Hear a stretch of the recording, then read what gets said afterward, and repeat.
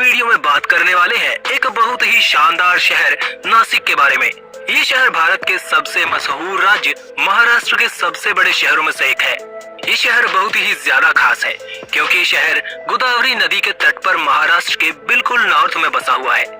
नासिक से बड़े दो शहर पुणे और मुंबई भी महाराष्ट्र में मौजूद है। इसका मतलब ये शहर महाराष्ट्र का तीसरा सबसे बड़ा शहर हुआ।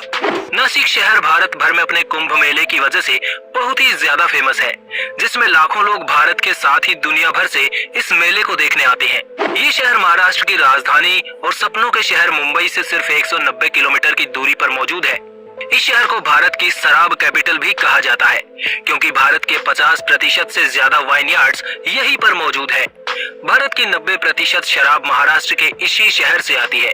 ये शहर समुद्र तल से 584 मीटर की ऊंचाई पर 567 वर्ग किलोमीटर के इलाके में फैला हुआ है।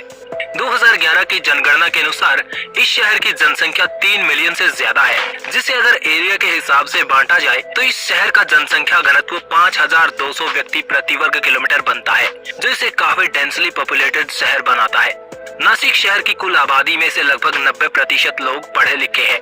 पुरुष महिला अनुपात की बात की जाए तो इस शहर में 1000 पुरुषों पर 894 महिलाएं पाई जाती हैं। वही शहर की नॉमिनल जीडीपी $33 बिलियन से ज्यादा है, जो इसके मानव विकास सूचकांक को 0.746 पॉइंट देता है, जो अपने आप में एक काफी अच्छा नंबर है।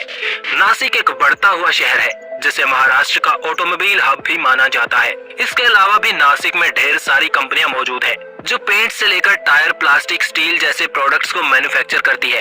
वैसे नासिक शहर के नाम के पीछे एक बहुत ही पुरानी कहानी जुड़ी हुई है, जिसको भारत के इतिहास की एक बहुत ही मशहूर कहानी माना जाता है। रामायण में लक्ष्मण ने जिस जगह पर सुपर्णखा की नाक को काटा था, उसी जगह पर नासिक शहर बसा हुआ है।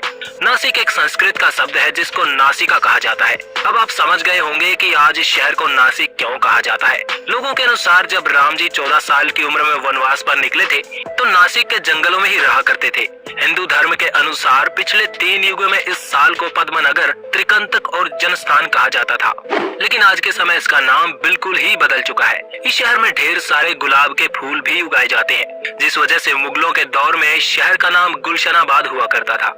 नासिक की इकोनॉमी भी काफी डाइवर्स है। इस शहर में 1925 में अंगूरों की खेती शुरू की गई थी, जो आज बहुत ज्यादा मात्रा में शहर के अंदर की जाती है। इस शहर के आसपास लगभग 8,64,000 हेक्टेयर जमीन पर खेती की जाती है।